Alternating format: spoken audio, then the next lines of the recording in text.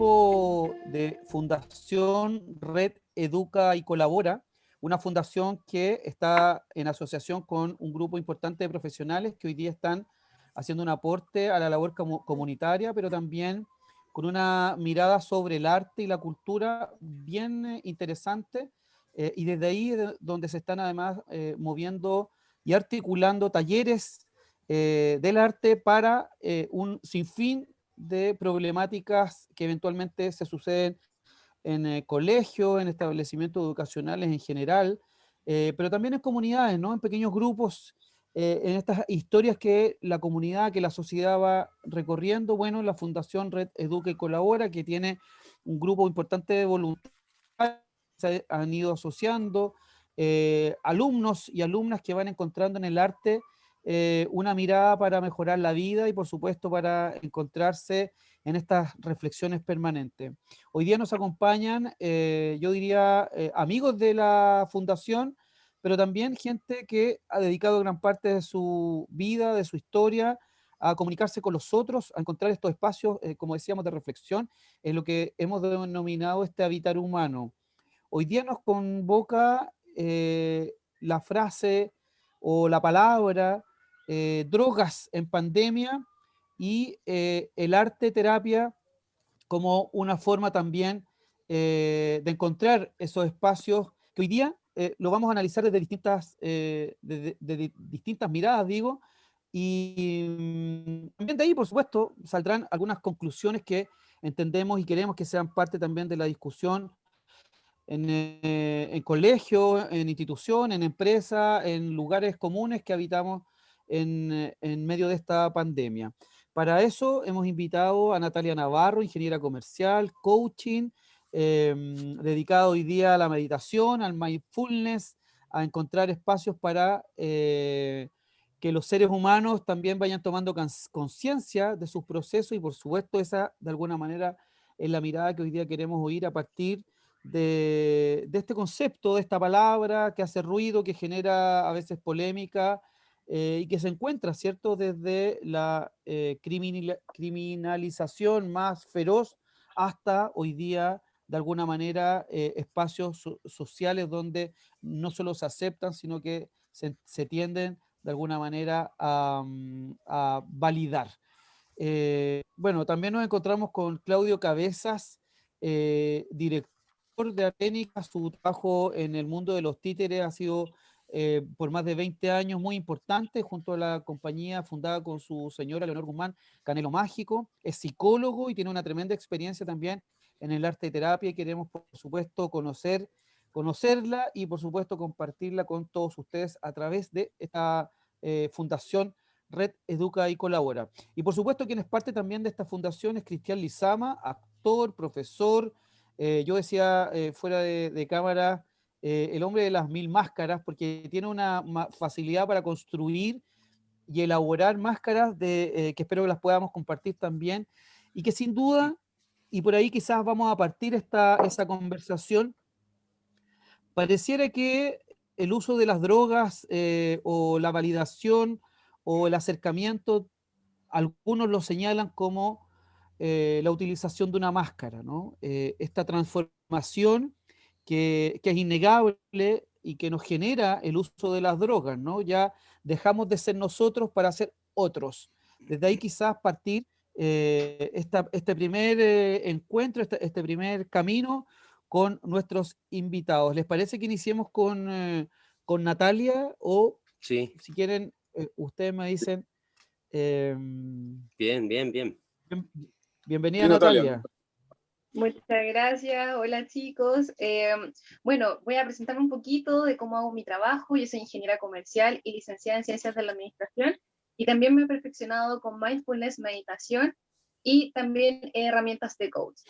Principalmente me dedico a esto porque me gusta muchísimo el análisis de comportamiento humano, todo lo que recopilé con recursos humanos que tiene que ver con el estudio del ser, la mentalidad y cómo a través de eso también podemos gestionar nuestra vida y no solo en términos como materiales, sino que también como en términos de vida, como qué persona quiero ser, tanto como emocional y mentalmente, como también físicamente, cómo puedo dedicarme a aquello que amo. Entonces, por ejemplo, el mindfulness es como una herramienta para empezar a concentrarnos con nosotros mismos, nuestra vida, y a la vez empezar a tomar conciencia y conectar con nuestro ser superior, que es como mi mejor versión. Entonces, como yo podría aportar quizás en esta institución, podría ser como dar estas herramientas de mentalidad y cómo nosotros podemos enfrentarnos. Por ejemplo, muchas veces las drogas son ocupadas para evadir la realidad o para borrar a todo aquello que podemos estar sufriendo, pero el punto es que si bien nosotros no podemos quizás cambiar nuestro pasado, nuestro entorno, pero sí nos podemos cambiar a nosotros mismos.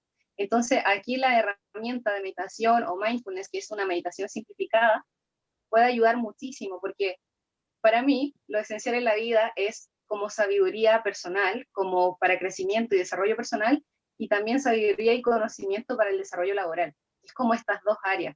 Es una cómo nos sentimos y otra cómo llevamos a cabo nuestra vida. Entonces, es para empezar a dar oportunidades a las personas, como quizás si no tengo a nadie a mi alrededor, yo tengo mi sabiduría interior, y si, por ejemplo, no tengo dinero o recursos para ejercer mi vida o mis sueños, yo puedo ser capaz de gestionarlo, ordenarlo para transformar mi vida. Entonces, al final es como un cambio de mentalidad, un cambio de paradigma, porque muchas personas a veces que están en las drogas se ven como encerradas, como sin salida, sin oportunidades, muy injusto y todo lo demás, pero el punto es que todo se puede cambiar, todo en la vida. O sea, conozco mil experiencias, incluso hay no sé si ustedes conocen a Scott Stapp, es un vocalista y compositor de una banda que antes era de Creed. No sé si alguno de ustedes lo conoce. No.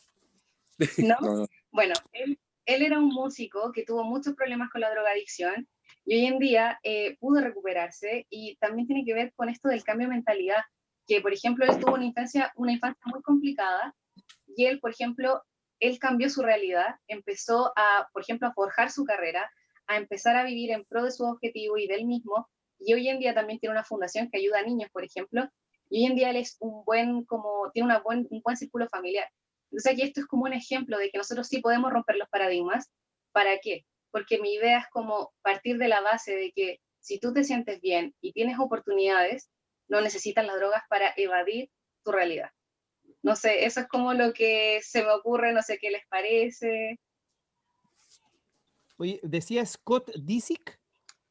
Scott está. Stapp. Vamos a averiguar,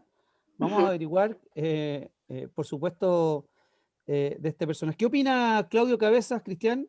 A lo mejor hemos De lo que escuchado también la música de ellos, ¿no? The Creed, no sé si lo ubican. Yo Es creo que como hemos metal escuchado, alternativo. sí, en algún momento. Pero mira, Sí.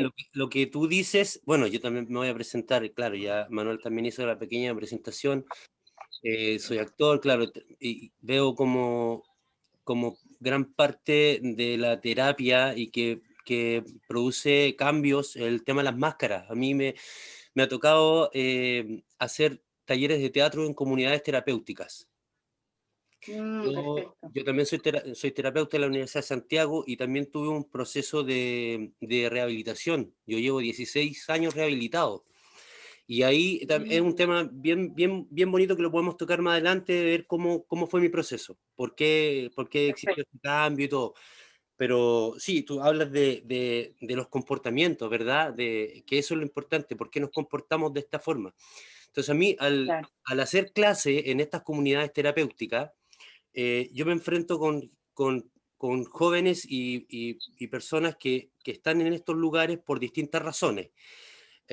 Algunos que el consumo de droga ya fue demasiado y llegaron a este lugar pidiendo ayuda, donde lo estabilizan y luego empieza el tema de la terapia.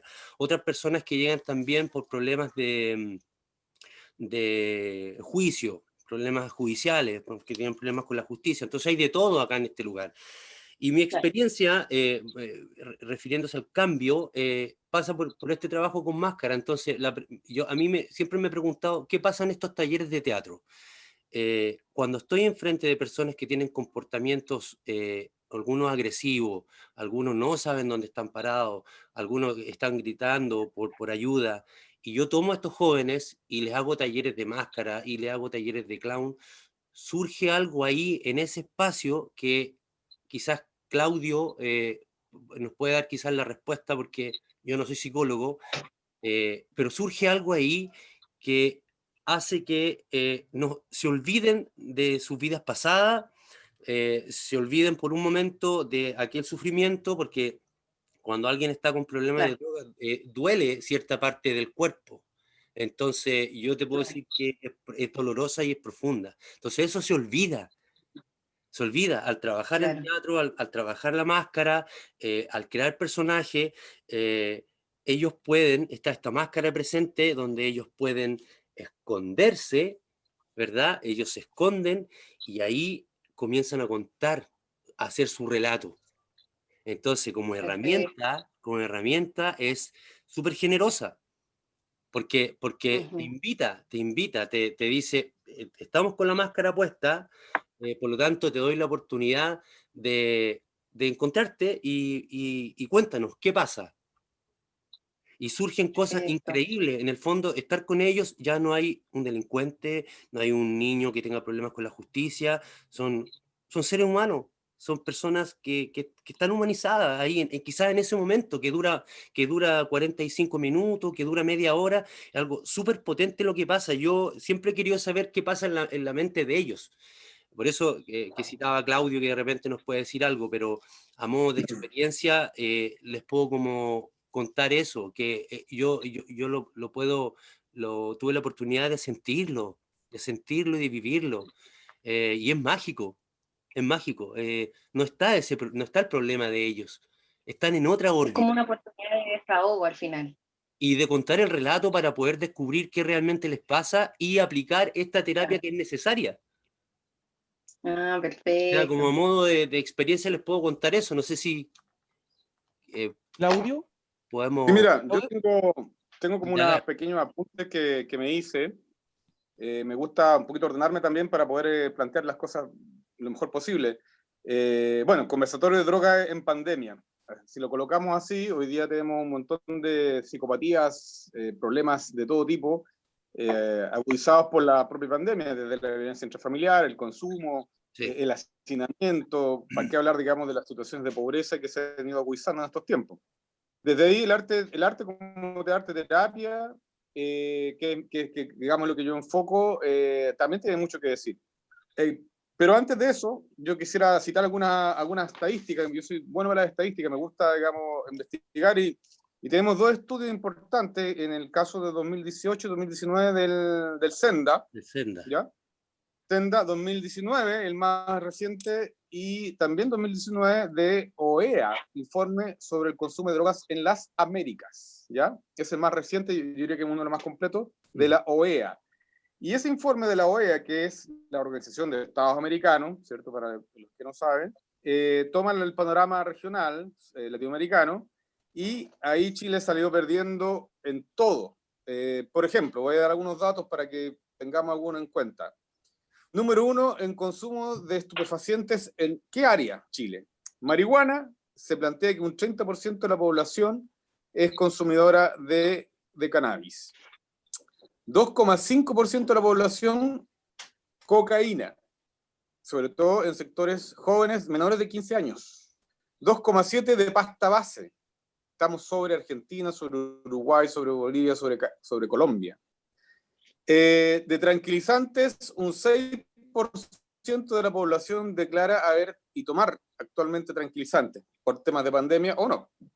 Y alcohol, estamos en el rango del 11,7% de alcoholismo, ¿ya? O sea, de cada 100 personas, 11,7 son alcohólicas, considerando, digamos, la prevalencia del alcoholismo.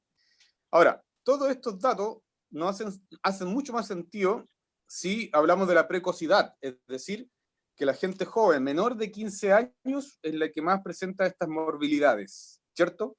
Entonces, imagínate, 30% marihuana, 2,5 de cocaína, 3,7 pasta base, es demasiado. Demasiado. Ahora, esas estadísticas que son importantes y uno las coloca en la mesa siempre, porque siempre es bueno hablar de la base, ¿no? De la estadística que nos dice cómo está el panorama.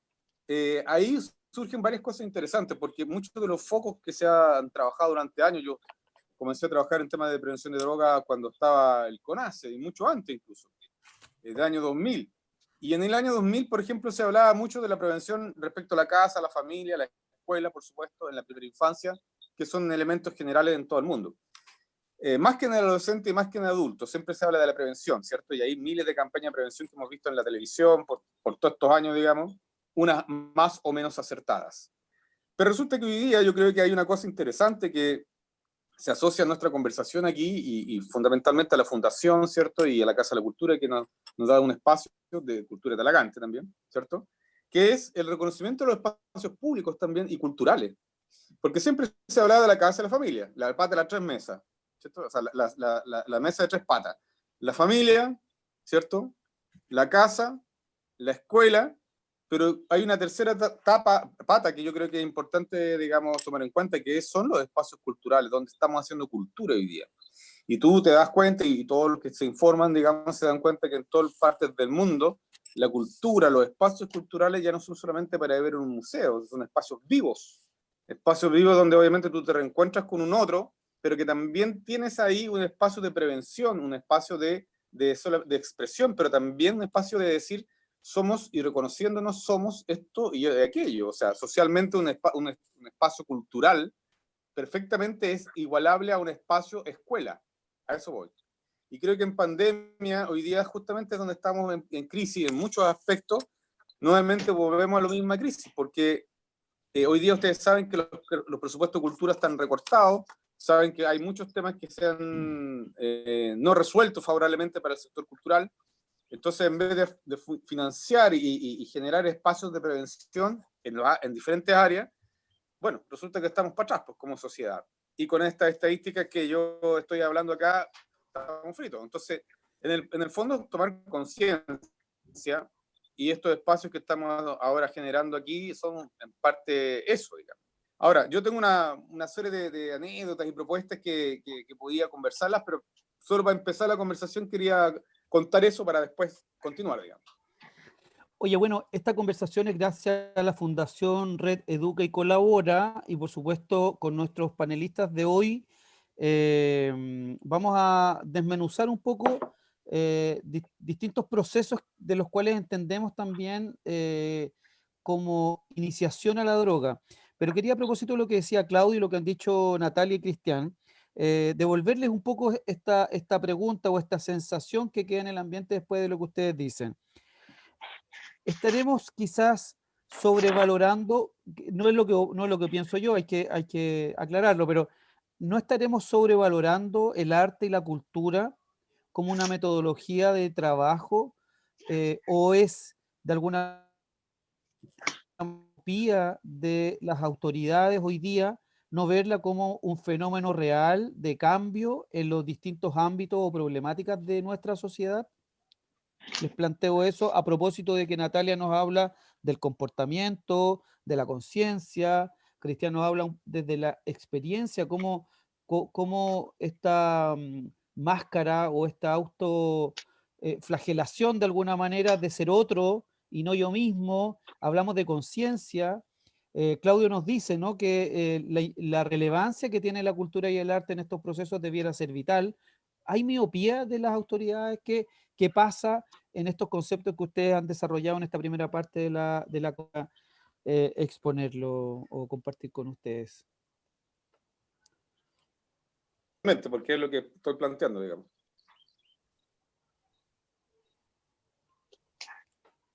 Sí, que está sobrevalorada la cultura, o que sí efectivamente es una metodología real y en serio que debieran adoptar los distintos ámbitos de nuestra sociedad. ¿Eso? Sí a todo, sí a todo. Es un área subvalorada y es sí una correcta metodología potente para el cambio humano y cambio de sociedad en el fondo.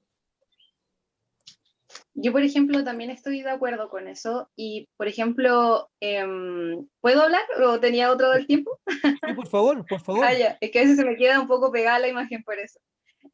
Yo estoy totalmente de acuerdo. Y claro, es como probablemente están subvalorando, porque yo creo que deberían valorar más el arte. Yo lo digo particularmente porque yo desde como los 14 años aproximadamente, que fue como mi edad más difícil, que yo creo que es como la edad complicada de los jóvenes, porque es como cuando uno empieza como a despertar un poco, como a ser más consciente, pero de una forma no tan controlada, o sea, como que nos empezamos a dar cuenta de cosas, pero no nos damos cuenta de cómo actuamos. Entonces es como un consciente inconsciente. O sea, a lo que quiero llegar es que, por ejemplo, cuando uno empieza a experimentar sensaciones, porque además viene asociado todo el desarrollo corporal, hormonal y todo lo demás, creo que es muy importante el arte, porque a mí en particular el arte me ha ayudado muchísimo como una canalización de emociones y de energía. Entonces, por ejemplo, yo soy una persona que tiene mucha, pero mucha energía y a la vez es muy, pero muy sensible. Por tanto, yo trabajo esto del comportamiento humano y también lo de la gestión, porque el comportamiento humano, por ejemplo, ¿qué pasa cuando uno, no sé, es muy sensible, por ejemplo? Eso puede tener un pro y un contra. El pro es que podemos ser más empáticos. Lo que al otro le duele, a mí también me duele. Cuando no somos tan sensibles, no pasa mucho eso, entonces uno pasa a llevar más a la gente. Entonces aquí juega un papel fundamental también el arte, porque el arte tiene que ver con las emociones, con las sensaciones, con agudizar nuestras emociones. Entonces, por eso por un lado encuentro que es muy, muy poderoso, y aquí como que si lo asociamos a la meditación, también nos va a tener como un equilibrio en las emociones, porque en el arte igual se ocupa mucho esto, como comentaba, de la máscara, contar el relato, pero a veces contar el relato puede ser un poco doloroso. Pero si luego, por ejemplo, lo meditamos, respiramos, nos conectamos, podemos volver al momento presente, porque así como él dice que en el momento de actuar todo se olvida, el pasado y todo lo demás, y estamos bien aquí y ahora, la meditación hace lo mismo. Entonces el arte y la meditación podrían ir como de la mano. En ese caso, que por ejemplo, si se olvidan y cuentan quizás este relato y luego pueden sentirse un poco mal, la meditación podría ser como de gran ayuda para equilibrar esa emoción y en ese momento de actuar, luego como volver a ese centro. Por otra parte, el arte a mí también me ayudó muchísimo. Yo toco guitarra y batería y me encanta porque siento que cuando, por ejemplo, tengo rabia, toco batería así, pero con todo mi ser, y es impresionante porque yo digo, de hecho también hay otra anécdota de otro músico, no sé si ustedes conocen a Slipknot, también es como bien fuerte en realidad, bueno, pero ahí hay un cantante que yo cuando lo vi en la entrevista, él es una persona muy tranquila, muy adorable, muy amorosa, y él mismo dijo que si él no hiciera esa música, que es como heavy metal muy pesado, él mataría a mucha gente.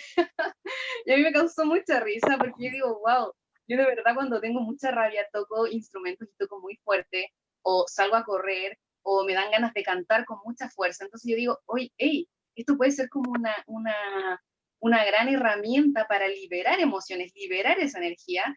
Y pucha, yo de verdad tengo muchos amigos músicos y de esa tristeza, de esa rabia, crean música inexplicable. Esto también creo que es muy poderoso avalar, porque de hecho yo me enfoco mucho en ingeniería en el lado de más humano, de recursos humanos, más que el lógico y más de cálculo, porque incluso el coaching se agregó a ingeniería porque se dieron cuenta que el ser humano no es un robot.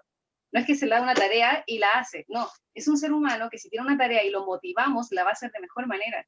Entonces aquí también viene esto asociado. Entonces yo veo a las personas como esto, como este recurso humano consciente, y por tanto le agrego esto de la meditación, pero también le agrego esto del propósito, porque todas las personas en el cerebro tenemos un lado lógico y uno creativo. Lo tenemos. Uno más desarrollado que otro, pero lo tenemos. Y esa es la base, lo podemos trabajar. Entonces, si yo soy una persona quizás muy lógica, que me volví dura, me volví fría y me volví a pasar a llevar a las demás personas, si yo le enseño arte, va a sensibilizarse. Y eso es una gran herramienta. Y una persona, por ejemplo, si es muy emotiva y vive la emoción, por ejemplo, tengo muchos amigos que tocan como música más emo, y ellos viven una emoción más baja, porque es su música, pero yo les dije, hey, toca tu música baja, pero no vivas en esa vibración, porque estás sufriendo. Sí, sabes que sí, perfecto. Toca esa vibración, toca esa emoción, pero que no sea permanente. Porque cuando tú estás en una emoción baja, eso baja tus defensas y tiendes a enfermar. ¿Y quién quiere estar enfermo? ¿Me entiendes? Entonces, lo podemos asociar y yo definitivamente creo que el arte es algo impresionante que incluso uno, o sea, une a la gente. Yo veo cuando hay festivales, cuando hay conciertos, cuando hay obras, la gente se une, sonríe, feliz, se borra un poquito, está conectado, ve en imágenes, en películas y cosas así, en canciones, una emoción que hay dentro y nos vuelve a ese lado humano. O sea, yo digo que si el arte no existiera, el mundo sería plomo.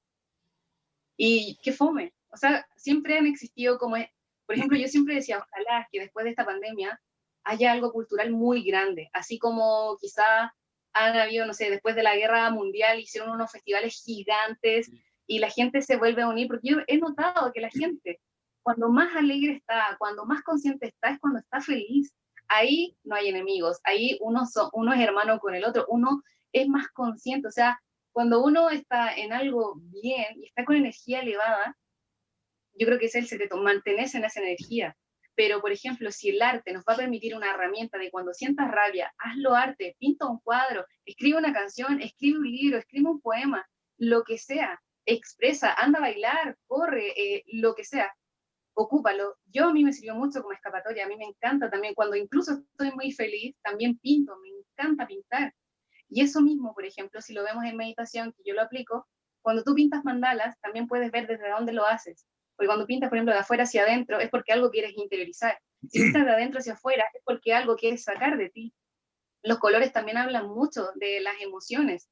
Entonces creo que es como muy importante ver el arte, como validarlo de nuevo, porque a veces, si bien es muy importante lograr objetivos, pero no nos olvidemos de las emociones, de cómo nos sentimos, de qué queremos comunicar, cómo podemos ayudar, y todos podemos hacerlo. Solamente es conectar con un poquito la emoción, pero si somos muy sensibles, equilibrarlo quizás con la meditación y también tener estas herramientas, así como el de las máscaras, que, oye, ¿te sientes mal? Ok, ocupa tu máscara y habla igual y no pasa nada, porque ese eres tú, no hay de qué temer, no hay nada de avergonzarse, o sea, todos somos seres humanos, todos nos equivocamos, pero todos también podemos hacer las cosas bien.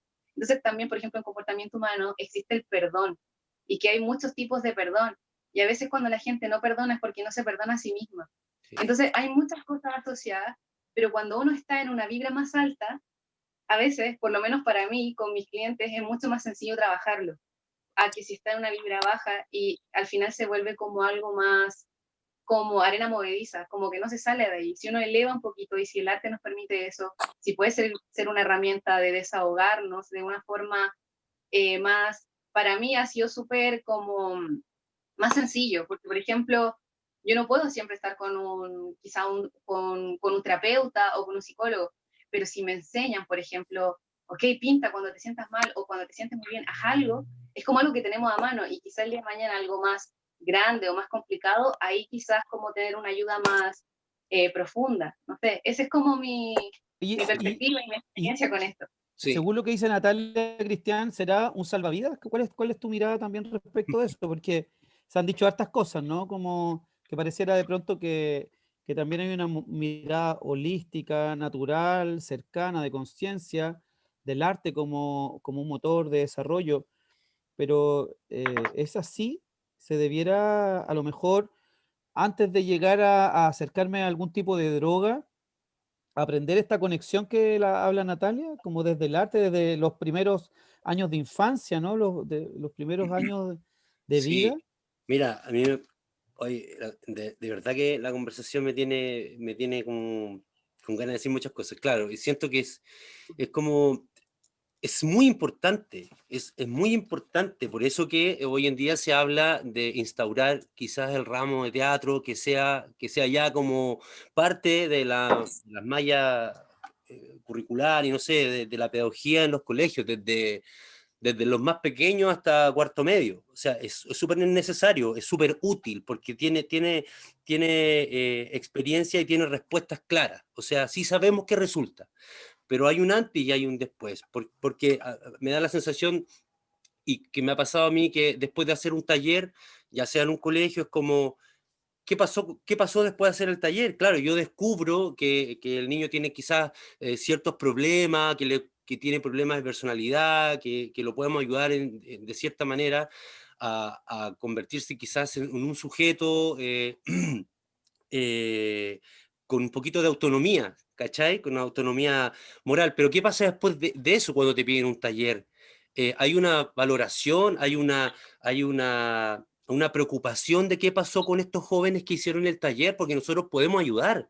Los títeres pueden ayudar, la máscara puede ayudar, el teatro puede ayudar, pero ¿cómo tomamos a estos jóvenes y les damos esa oportunidad y esa fuerza para que enfrenten lo que viene más adelante? Y eso es lo que está al debe. Me refiero a las instituciones, a lo que está ya formalizado, colegios, quizás. ¿Qué pasa? Queda ahí.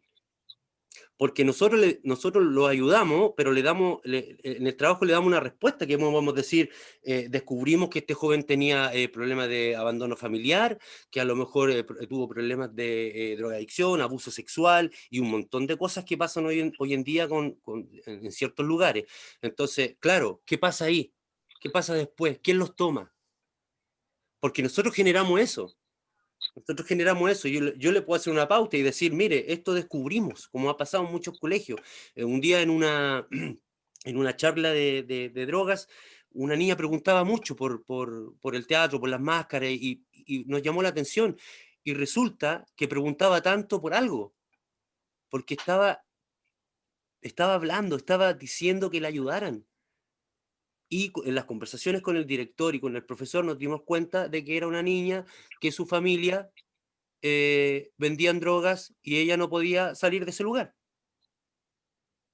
Entonces, la respuesta para la pregunta es, claro, es demasiado potente, es una herramienta transformadora absolutamente subvalorada, y queda ahí, falta una parte, falta una parte que nos tome y que nos ayude a convertir a este sujeto y que tenga la posibilidad de enfrentar lo que viene más adelante. Oye, en ese sentido, Claudio, yo quiero darle el espacio libre para que ustedes expresen lo que quisieran compartir con nosotros, pero un poco para ir por quizás hablamos de que el arte va develando nuestros espacios emocionales, ¿cierto? Nos va ayudando, como dice Cristian, a reconocernos. Natalia habla de la conciencia, de gestionar nuestras vidas, ¿cierto? Pero desde la psicología hoy día, y a propósito que le gusta la investigación en las estadísticas, ¿cómo hoy día se están acercando los niños, los jóvenes, como dijo Claudio al principio, de manera bastante más temprana a las drogas? ¿Cómo entonces calzamos el arte? ¿En qué minuto de la vida? Y ahí me gustaría, Claudio, también tu opinión, que relacionarlo con el acercamiento y cómo se define el acercamiento, porque hay que reconocer que el tema de la droga es transversal, no tiene que ver necesariamente con la pobreza, que eventualmente pudiera consolidar o fortalecer mucho más estos procesos, digamos, ¿no? Sí. Pero ¿cómo hay este develar, digamos, del arte? ¿En qué minutos se tienen que encontrar? Y finalmente, hoy día, ¿cómo se están acercando los niños y los jóvenes a la droga? Desde también una cierta relajo social, validación social. ¿Cuál es tu mirada, Claudio? Bueno, mira, yo creo que hay que primero tener en cuenta que es un tema, el tema que estamos hablando es un tema bastante ya antiguo, no es algo de hoy día solamente, solo que hoy día está más agudizado. En la psicología clásica hay un montón de escuelas que han enfrentado esta pregunta, y escuelas más bien del ámbito cognitivo, conductuales, sistémicas, psicoanalítica, holística, gestáltica.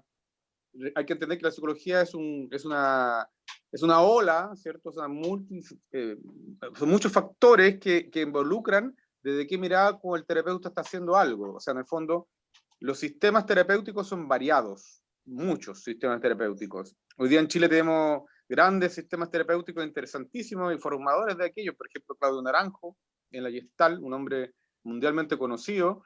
Tenemos a Maturana hoy día, que es un tipo que está trabajando, sigue desde años ya trabajando desde la de psicología, desde el amor, ¿cierto? Desde la biología del amor.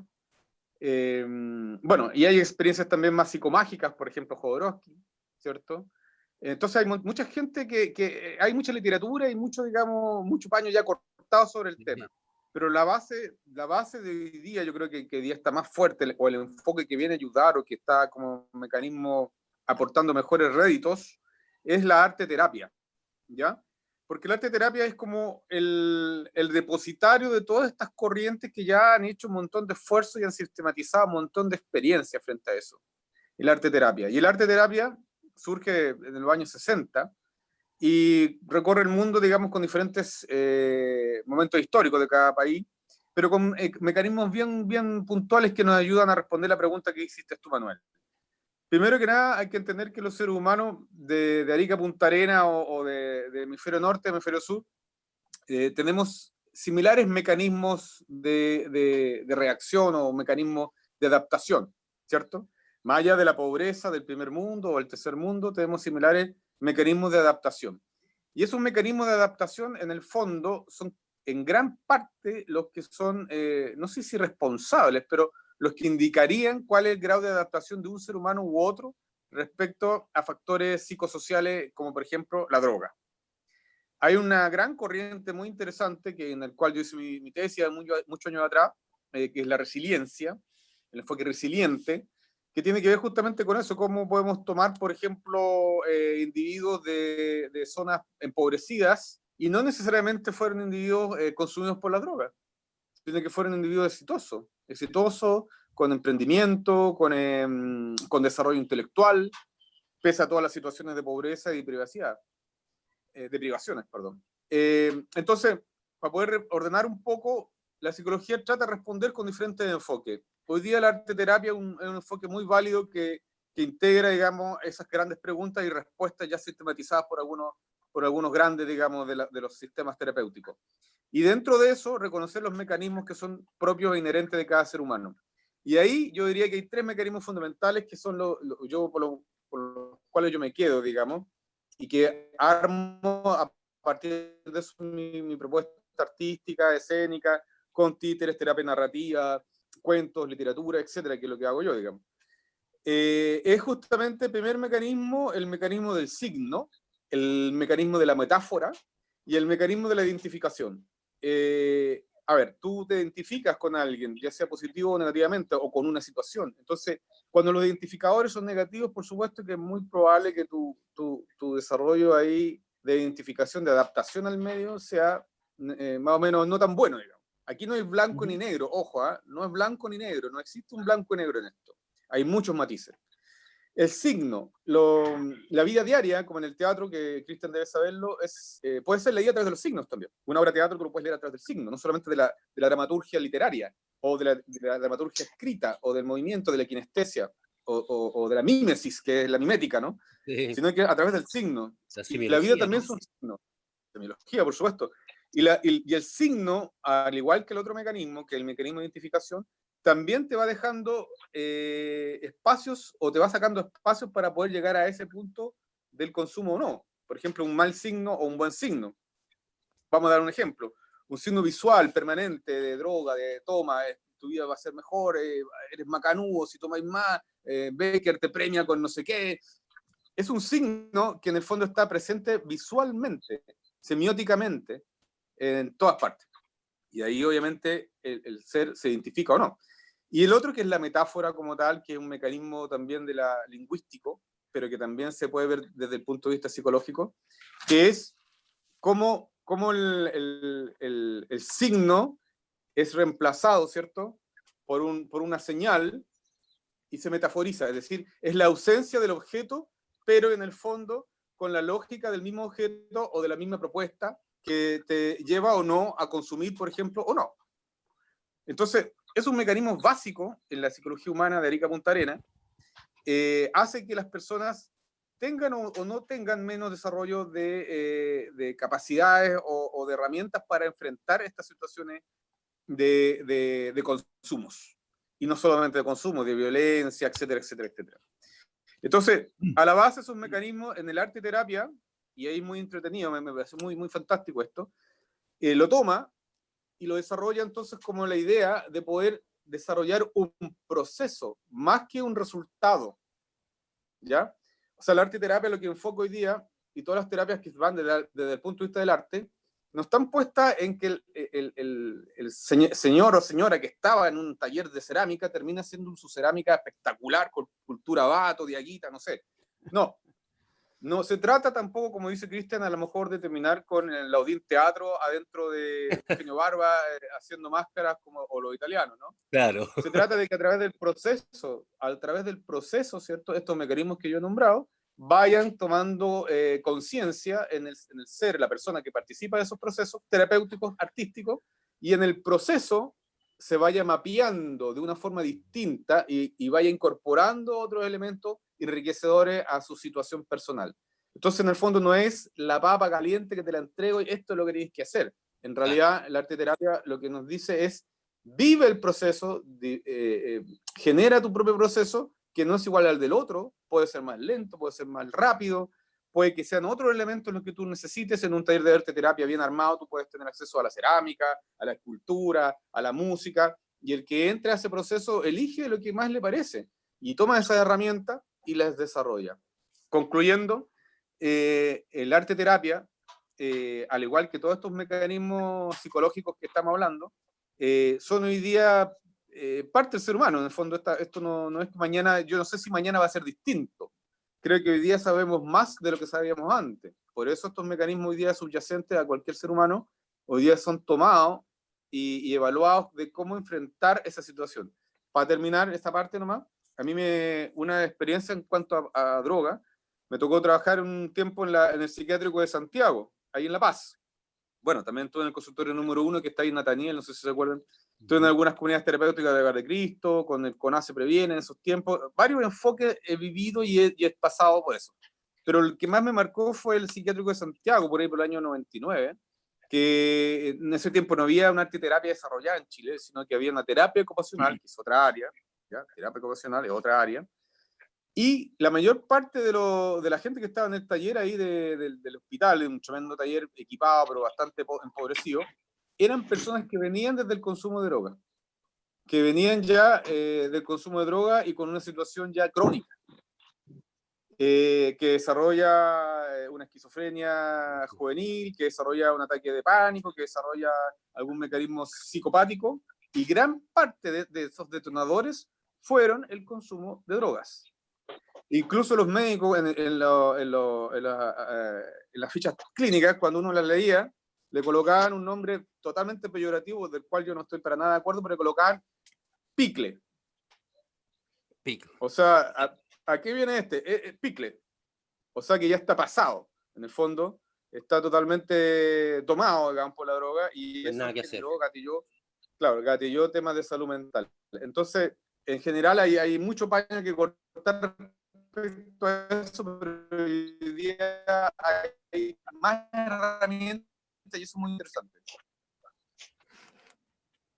Cristian, Natalia, a ver qué opinan de este recorrido que hace, Me había que hace pegado la Claudio. imagen. Dale, Natalia.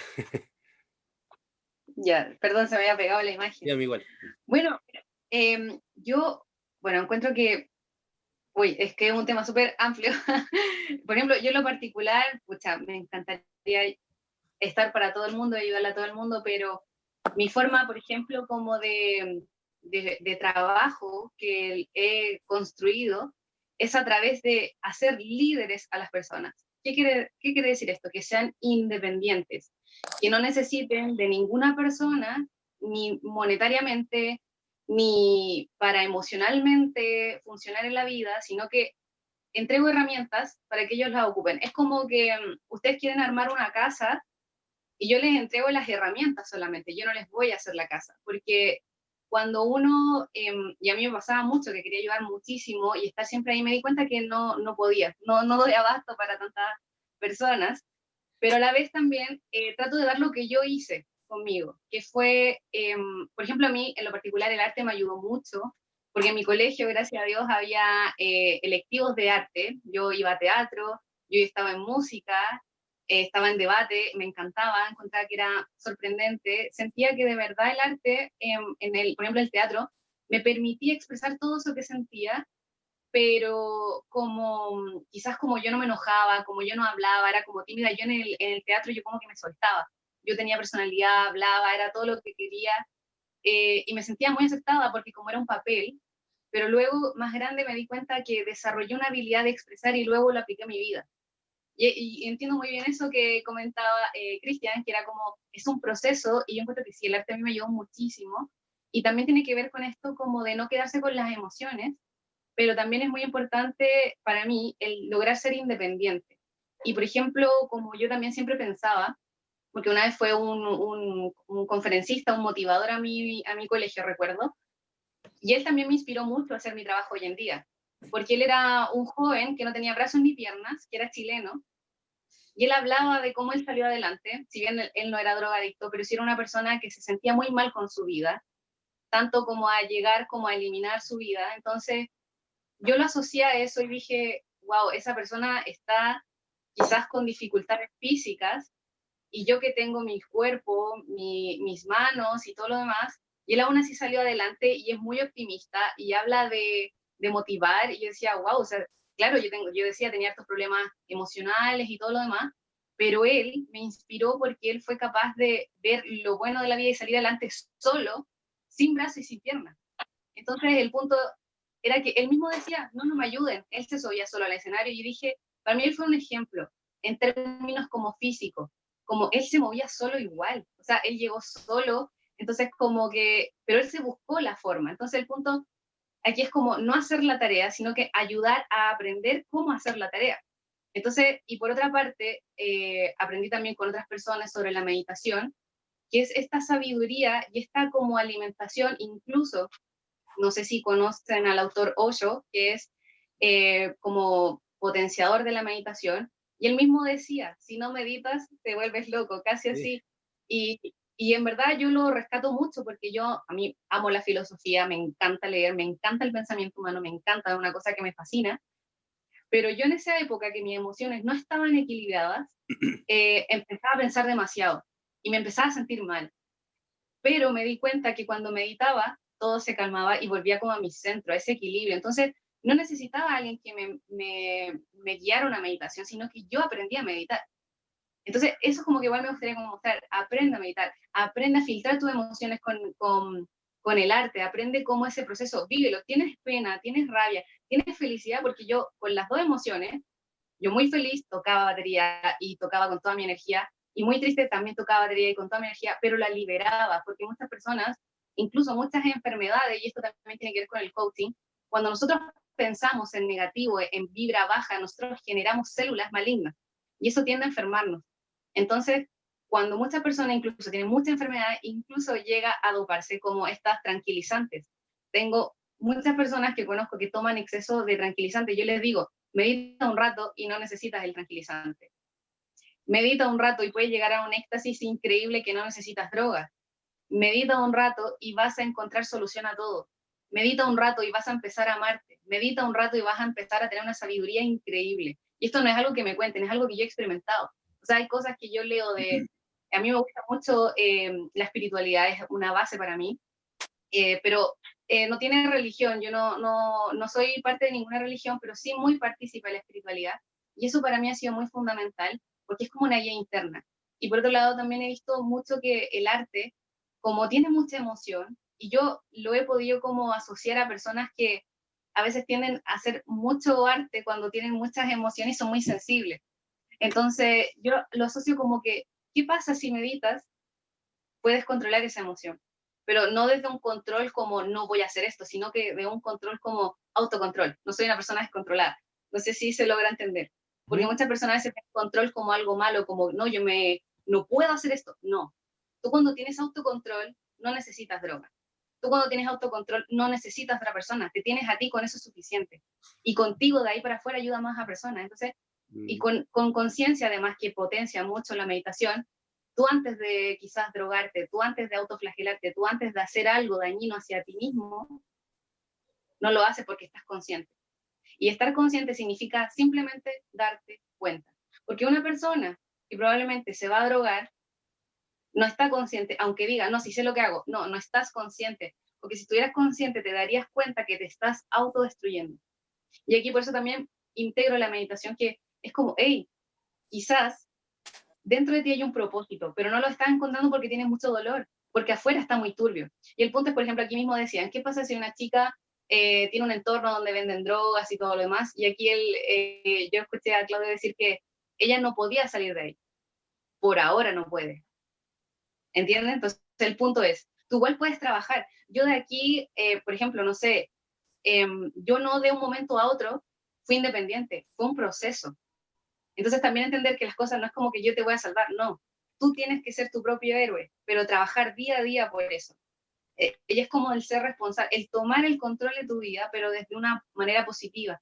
No el limitarte, sino que sea una decisión consciente, no me voy a drogar. Voy a construir una vida increíble para mí. No importa que mi entorno sea de una forma, pero yo voy a ser fuerte.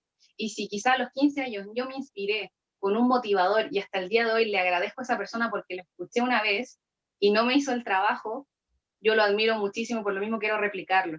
Entonces creo que si bien hay personas que se dedican a trabajar uno a uno y lo pueden hacer, de verdad lo encuentro increíble, pero creo que no da bastos toda la vida estar con alguien que te ayude, sino que idealmente generar como tu propio autoayuda, tu propio héroe interno. Entonces creo que en mi aspecto, si yo les puedo mostrar que el arte puede ser una base de liberar emociones, como tú quieras, con pintura, con teatro, con tocar un instrumento, lo que sea, porque tú incluso de eso puedes vivir. Porque hay gente que también cree que no, del arte no se puede vivir. Conozco muchas personas, amigos incluso, que excelentes músicos que pensaban eso. Y eran, verdad, creencias de sus familias, porque ellos Se sí podían puede, vivir del arte. y se puede. Exacto. Todo se puede si tú te lo comprometes contigo. Primero es como, hay personas, por ejemplo, que se casan, pero no tienen el compromiso de estar día a día con esa persona. Y eso, comprometerse no es una cosa de un día, es algo día a día. Entonces, si tú te comprometes contigo a ser una mejor persona, tú lo vas a hacer. Si tú te comprometes contigo, jamás voy a volver a tomar una droga, tú lo vas a hacer. Pero tienes que tener convicción y fuerza. O sea, todos tenemos fuerza, porque cuando tú sientes rabia, hay una fuerza gigante. Cuando tú tienes pena, hay una fuerza, porque todo eso es energía. Y el punto es que tú lo ocupes, pero en algo en positivo. Si yo tengo toda esa energía y toda mi tristeza y toda mi rabia y todo ese dolor que tengo, lo ocupo para dañar a otro, lo voy a hacer. No hay duda que lo voy a hacer porque lo decidí. Pero si yo digo, voy a con toda esta fuerza, voy a luchar para salir adelante, voy a buscar, voy a trabajar, me voy a levantar temprano, voy a dejar de escuchar a esas personas que me cultivan maleza dentro de mí y voy a empezar a escucharme a mí mismo, no se necesita nada más.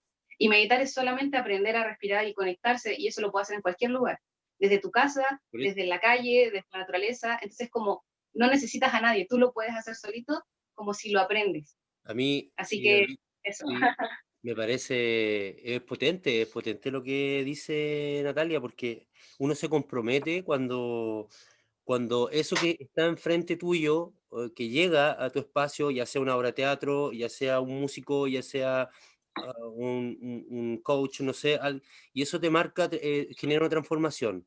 Eh, pero me pasa que necesitamos también, antes de esto, y sobre todo en los colegios, yo tengo una guía que, no sé, yo creo que el psicólogo Claudio la debe conocer, que son las habilidades para la vida.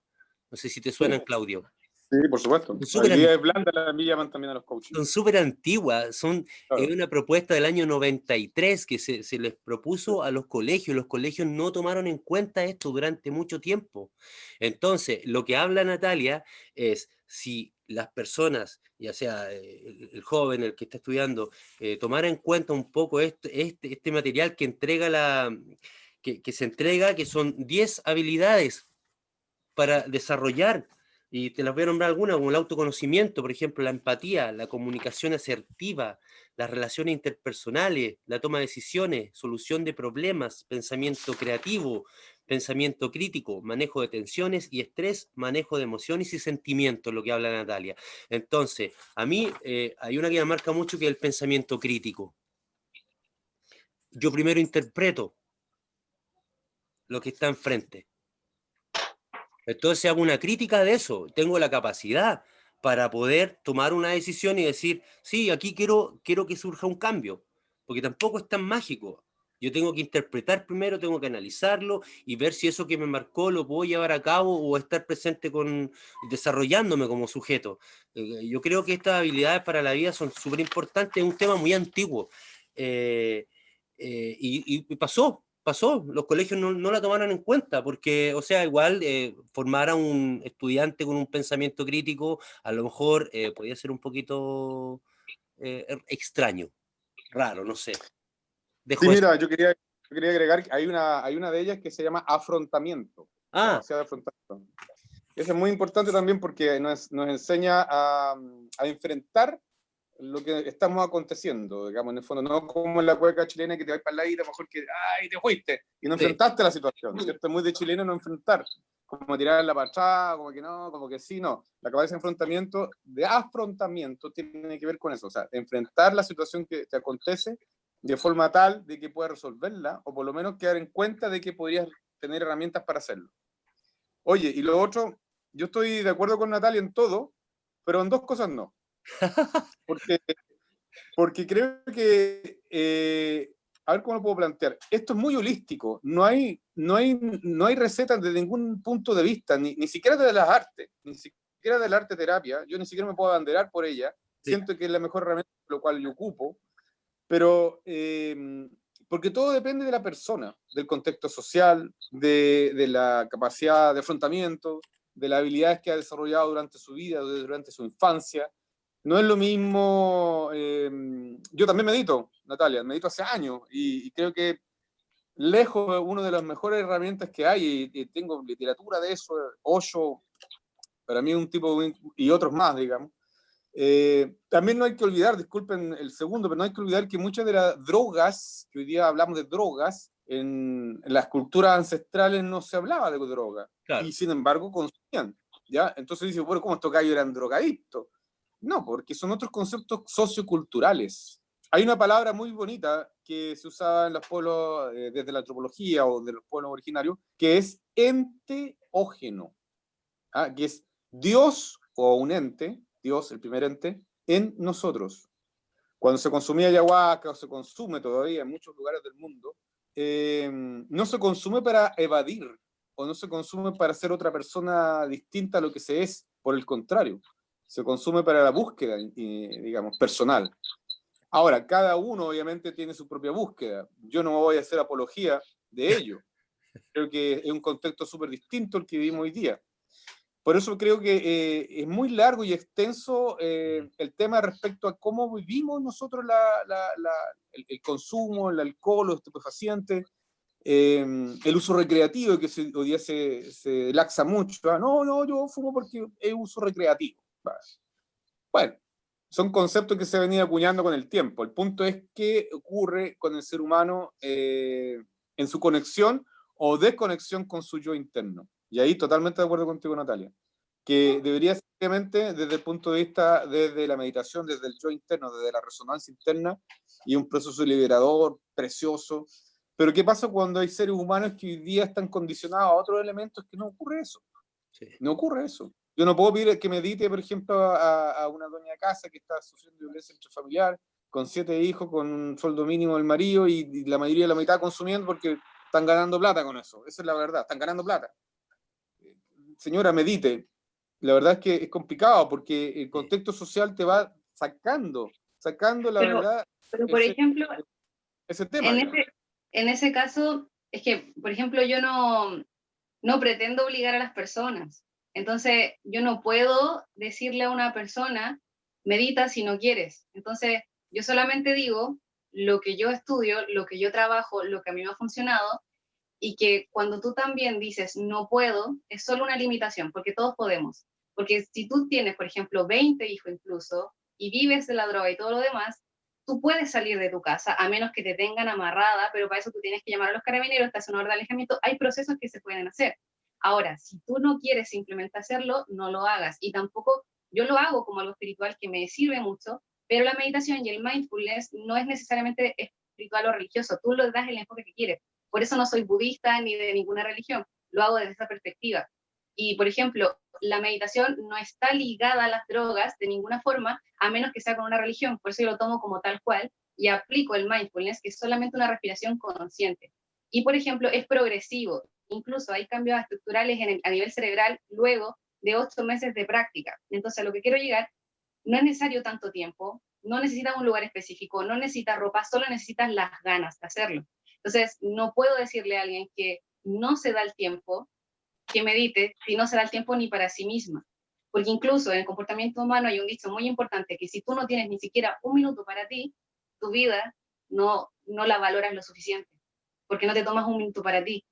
Entonces, si tú puedes moverte un segundo, aunque sea ir a caminar, eso también es parte de meditar, porque estás consciente de otra cosa, y a la larga tú vas a cambiar, y probablemente si te genera dinero, por ejemplo, el vender droga, te vas a dar cuenta que hay otras 8.000 millones de formas de generar dinero, y que no tienes que estar con esa familia si tú no quieres, pero todo eso parte a base del amor propio, y que se cultiva a través del mindfulness y la meditación.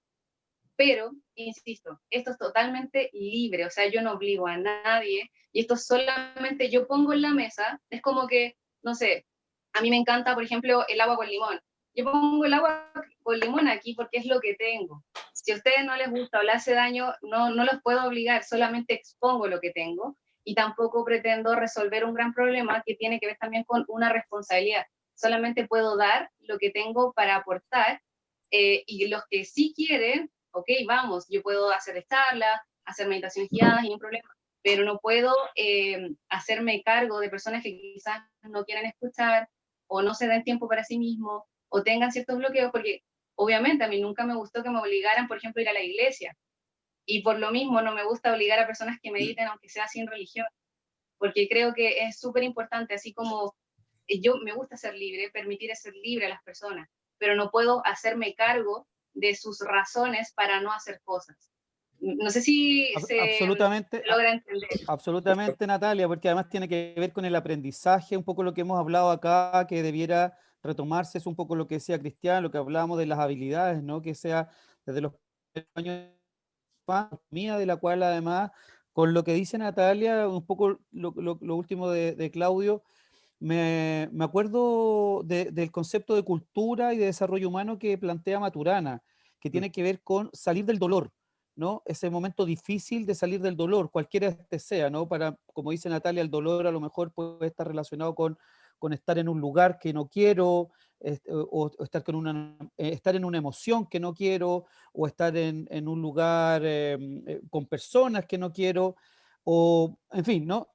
Es cómo salir del dolor, cómo hablar de autonomía, de independencia emocional, de lo que habla Natalia, de lo que de alguna manera surge en esta conversación, cómo a través del arte le vamos entregando estas herramientas, ¿no? Estas habilidades para que efectivamente seamos seres humanos conscientes. Y ahí quiero proponer un par de cosas que me gustaría que la pudieran ustedes desarrollar, que son dos o tres cosas. Un poco lo que decía Claudia a propósito de estas drogas ancestrales, ¿no?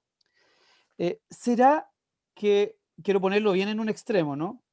¿Será que esa necesidad de espiritualidad en un modelo económico, social, eh, agobiante, lejos de un habitar humano consciente, sea también el que uno se acerque a estos espacios de hacer desaparecer lo que yo soy?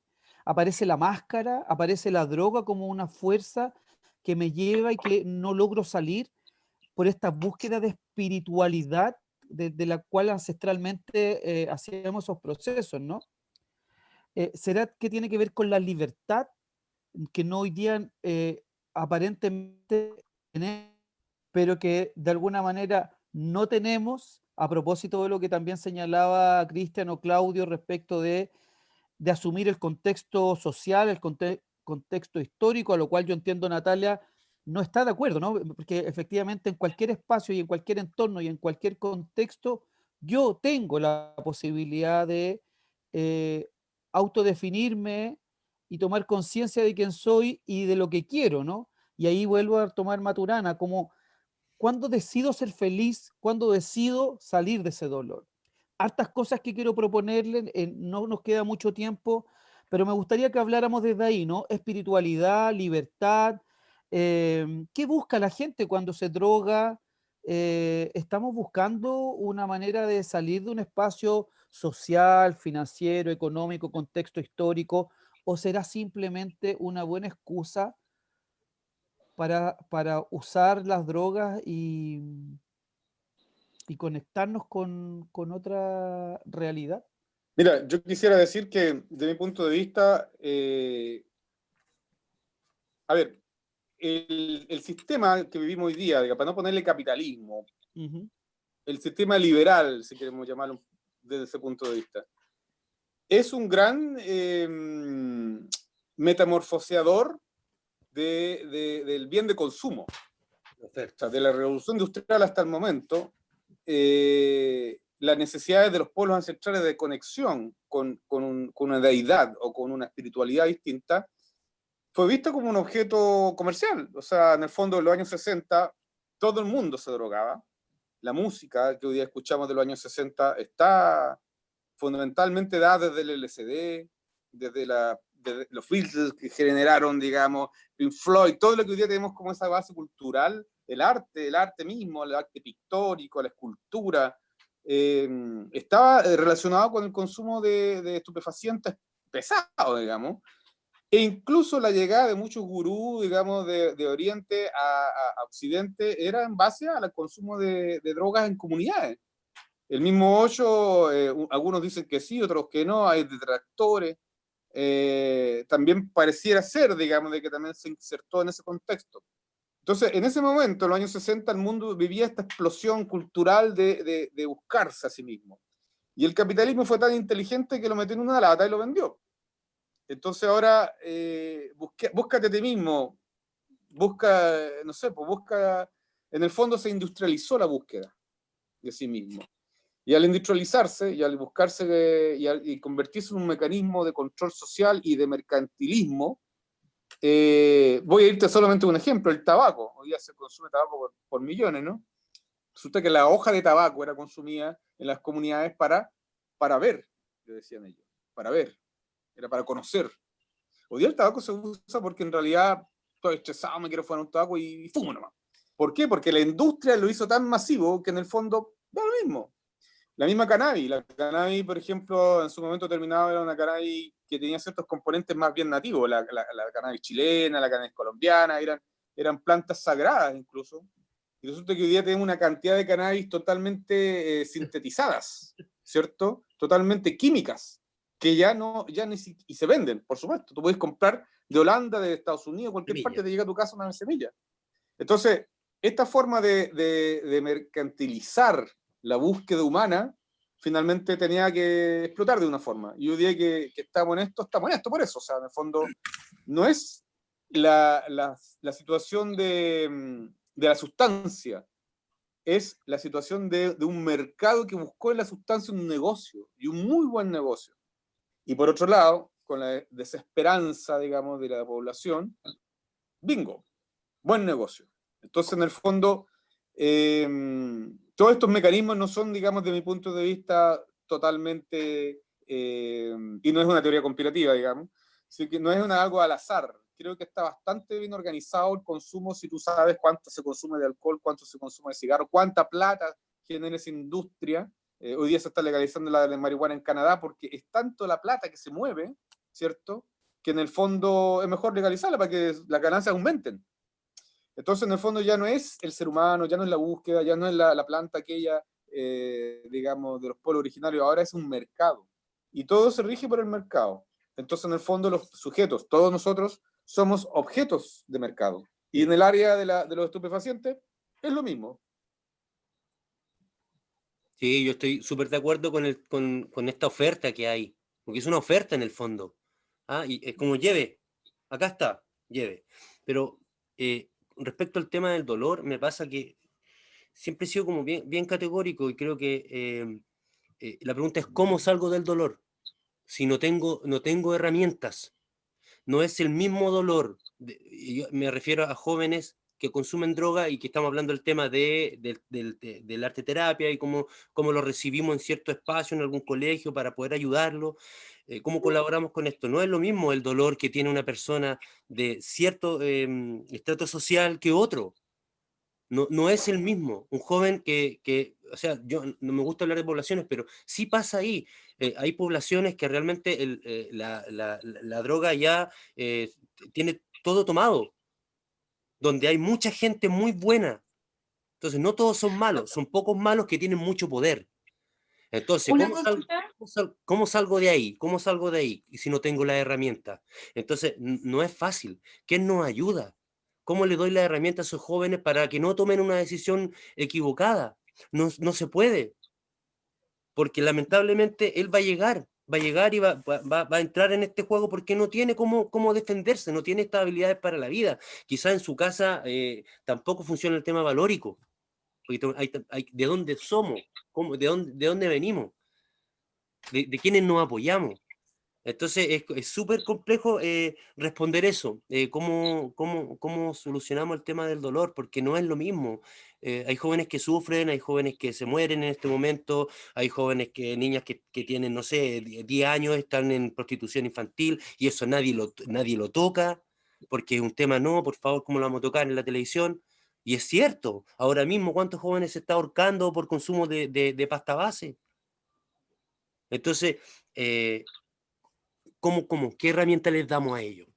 Y ahí nos vamos al origen de la pregunta, ¿de dónde? Del kinder, de primero básico a octavo básico, ahí después de primero a cuarto, trabajamos eso, trabajamos la terapia, trabajamos el tema de la conciencia, de la meditación, todo eso es un aporte.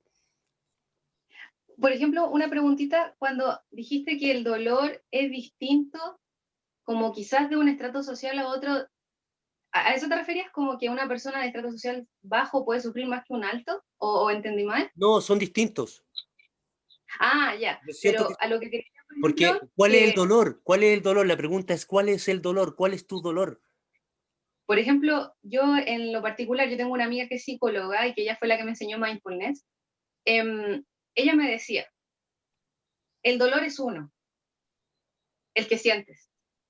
Puede tener múltiples como estímulos externos o incluso internos que uno se las genera, pero el dolor es uno, la pena es una, la felicidad es una, son una. El punto es lo externo, ahí como que uno se va como punto a punto. Por ejemplo, el perdón es uno, pero hay muchas cosas que perdonar. Puede uno perdonar una infidelidad, uno puede perdonar un golpe, uno puede perdonar una mentira, uno puede perdonar que quizá alguien me estafó, uno puede perdonar muchas cosas, pero el perdón es uno. Desde mi área, desde mi punto de vista, desde mi trabajo, de mi experiencia, puedo aportar esto, como no verlo particular, sino que verlo general y que cada uno lo pueda trabajar. Por ejemplo, yo leí un libro muy importante que me enseñaron en coaching que tenía que ver los 3 perdón. Está el pedir perdón, el perdonar y a ver, ¿cómo era? Perdonar. Ah, y perdonarse a sí mismo.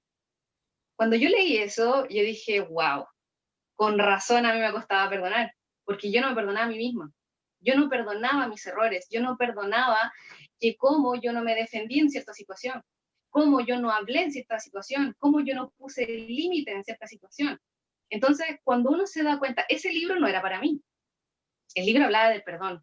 Entonces, a lo que quiero llegar, por eso a mí igual me gustan mucho las charlas y hacer esto, porque siento que de algo general cada uno lo puede aplicar a su vida.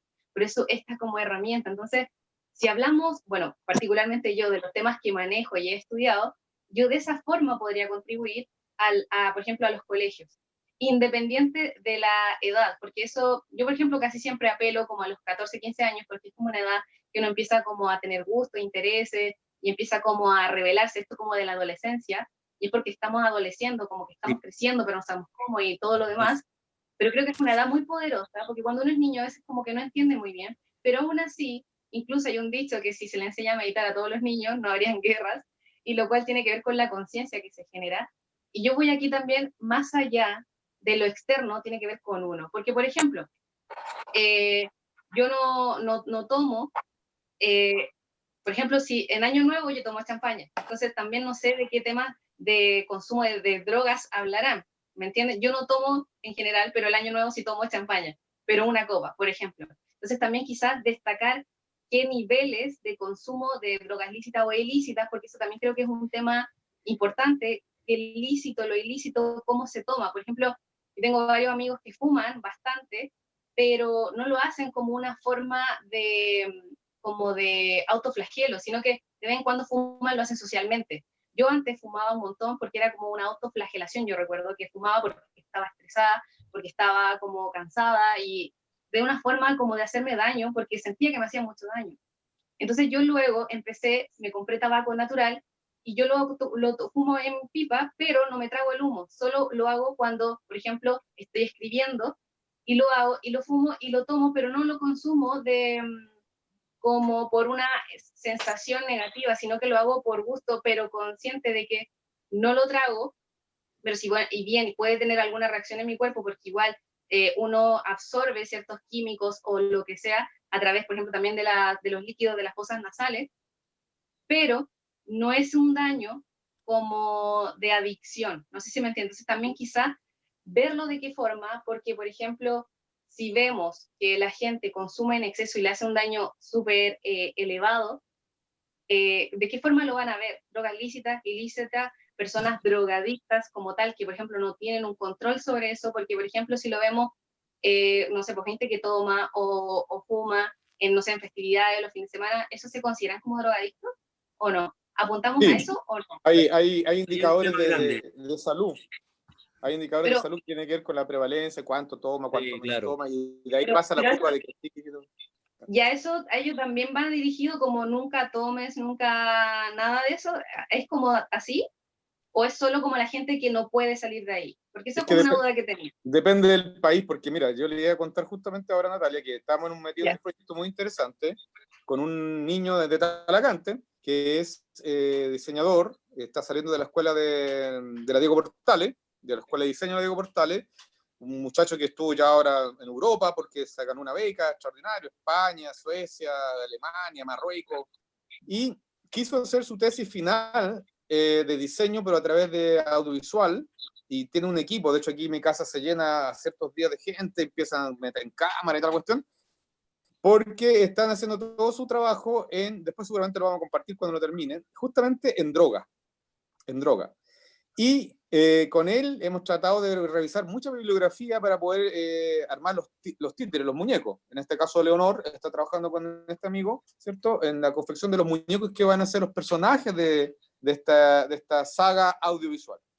Pero resulta que uno nunca aprende, o sea, no termina de aprender. Fíjate que revisando material que él trae de Europa directamente, cómo lo enfrentan los gobiernos europeos, y por eso yo soy más crítico en ese aspecto, soy mucho más racional quizá, para poner un nombre.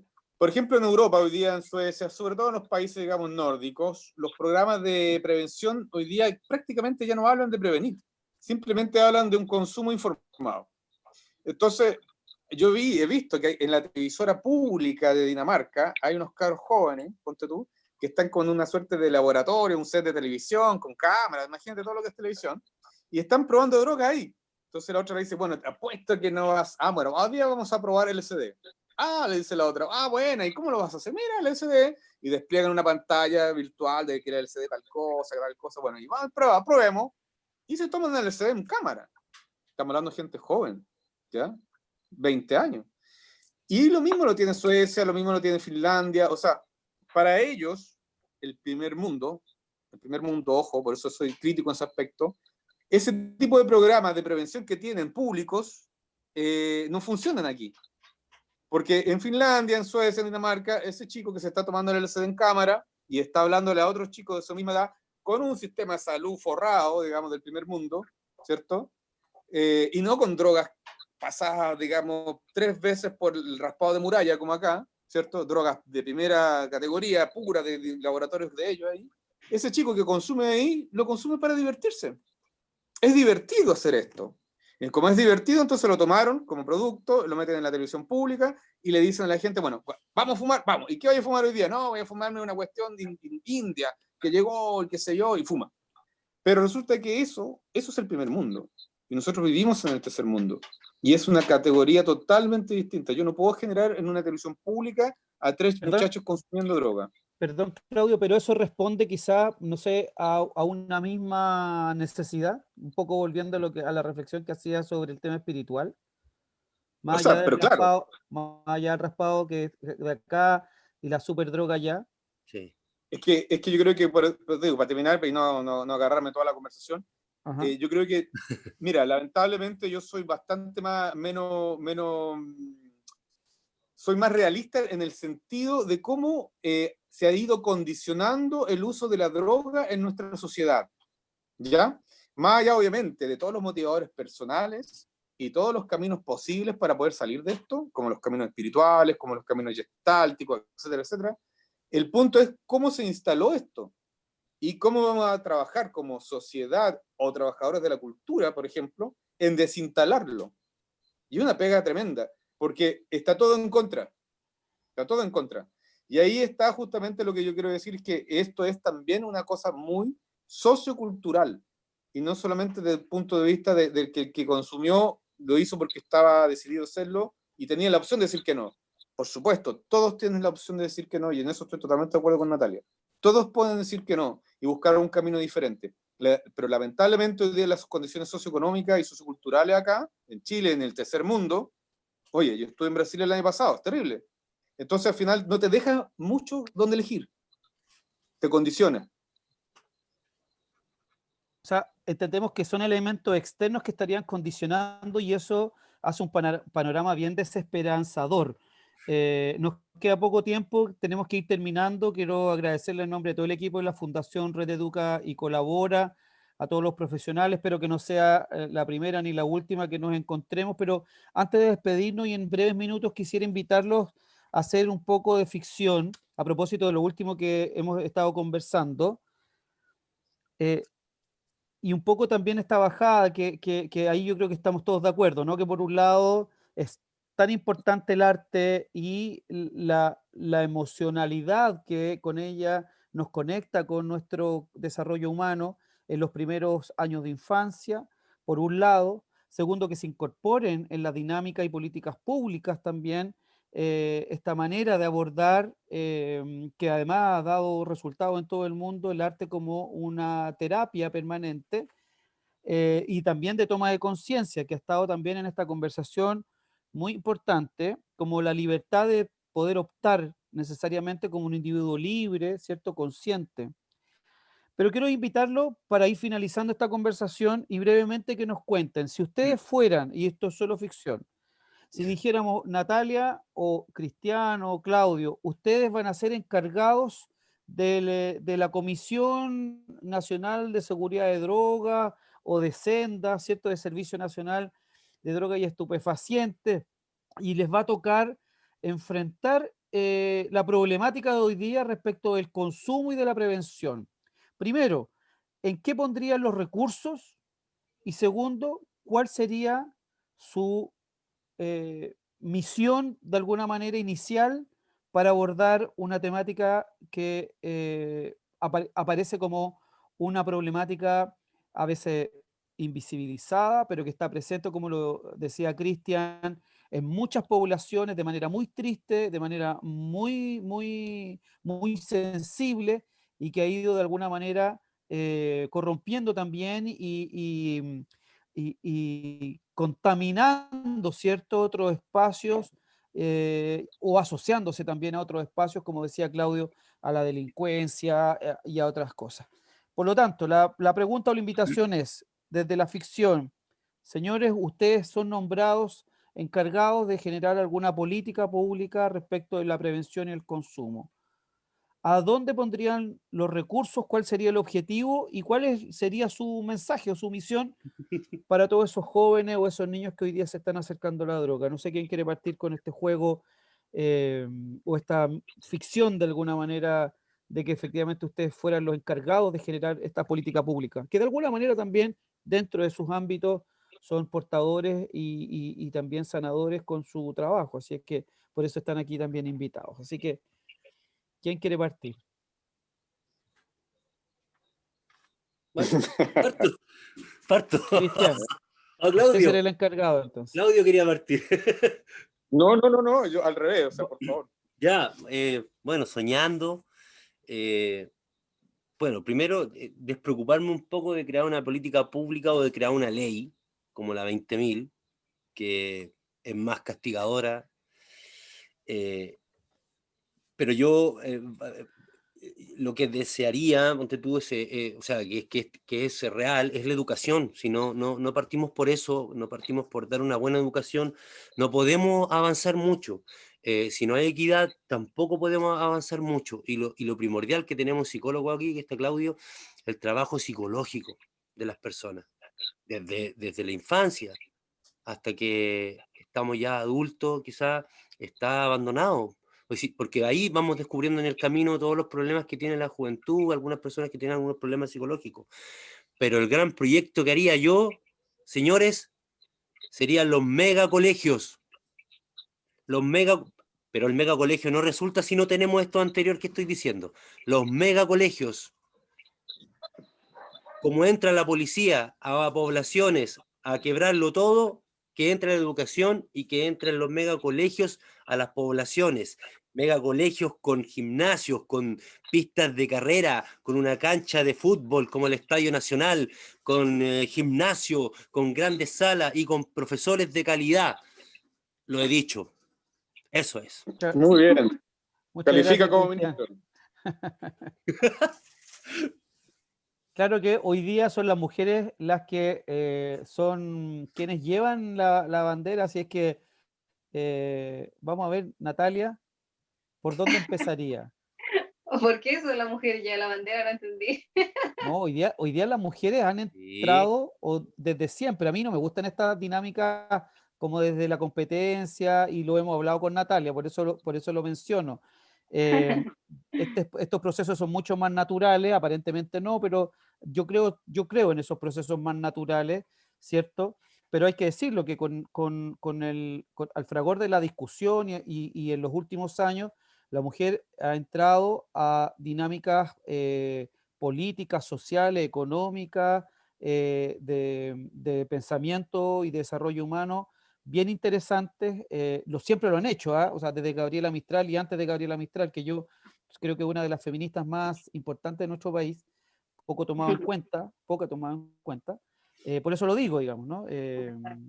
Así es que vamos a nombrar a Natalia, nuestra encargada hoy día de levantar esta política pública. ¿Por dónde empezaría, Natalia, para Yo salvar a ahí, tantos niños? Porque, ojo que estamos jugando, pero, perdón, Natalia, estamos jugando aquí a ficción, pero hay que decirlo, los datos que inicialmente dio Claudio son realmente muy graves, quizás nos entrega cierta desesperanza, ¿no? Sí, eso es. Y por lo tanto, hay que decirlo, no solo el sistema, como señalaba Claudio, sino que las políticas públicas, lo ha dicho Cristian también, han estado lejos de llegar al punto de equilibrio o al punto de decir vuelta atrás en el consumo de drogas o en la prevención. Natalia, yo creo que en lo cuéntenos. particular, lo que yo honraría muchos recursos sería en el trabajar en el comportamiento humano, porque ya sea de distintas formas, ya sea desde teoría, como también experimental y también técnicas de meditación y mindfulness. Lo digo porque yo me he dado cuenta y yo muchas veces apelaba a que, por ejemplo, algunos profesores fueran como buenos. Me refería a que, por ejemplo, trabajaran desde la empatía, desde el amor y todo lo demás. Y yo veía muchos profesores que hablaban de eso y no lo eran. Yo decía, ¿cómo habla de empatía si no es empático? O cómo un profesor que es de música no siente la música. Y yo entendía que, por ejemplo, mi forma de llevarlo a cabo es que siento que la meditación y el comportamiento humano, creo que es muy importante entenderlo porque tenemos un lado lógico, pero también es muy importante practicarlo. Oye, bueno, quiero reiterar el agradecimiento en nombre de la Fundación Red Educa y Colabora, que es un grupo de profesionales cercanos a las artes que hoy día están trabajando para acercarse a la comunidad en medio de la pandemia, están desarrollando talleres online, somos parte de este trabajo y por supuesto queremos agradecer nuevamente a Natalia Navarro, a Claudio Cabeza y Cristian Lizama por esta interesante conversación que estaremos pronto compartiendo en nuestras plataformas, en nuestras redes sociales y por supuesto junto a otros asociados, grupos de cultura y grupos de danza, de teatro, en fin, amigos que se han ido sumando a esta red de educación y colaboración en los procesos de formación y capacitación desde la primera infancia hasta nuestros queridos adultos mayores. Así es que abiertos a este espacio creativo que hemos ido formando con muchos amigos y amigas de la cultura. Hablamos de conciencia, hablamos de reconocer el territorio, hablamos de arte, hablamos de buscar espacios de desarrollo humano y fíjense que partimos hablando de drogas. Quizás sea el momento de reconocer cuál es el camino verdadero para que efectivamente nos vamos distanciando, y especialmente a nuestros niños y jóvenes, de las drogas que hoy día nos tienen de pronto capturados en lo que también decía Claudio, esta mercantilización, esta mirada, incluso desde los medios de comunicación, cómo se van transformando, ¿cierto?, en especies de supermercados abiertos, para que niños, niñas, jóvenes se vayan acercando de manera inconsciente muchas veces, como decía Natalia Navarro, a este tipo de drogas y su uso, y que por supuesto, como decía Cristian, a través del arte se puede superar. Muchas gracias por habernos acompañado y nos encontramos muy pronto, esperamos, en otra conversación.